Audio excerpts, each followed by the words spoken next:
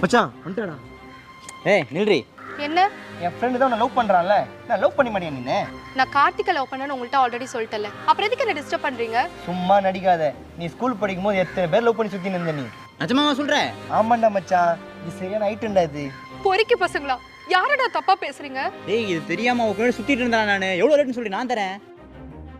ஏய் காசு கூட கொஞ்சம் எக்ஸ்ட்ரா தரேன்டி.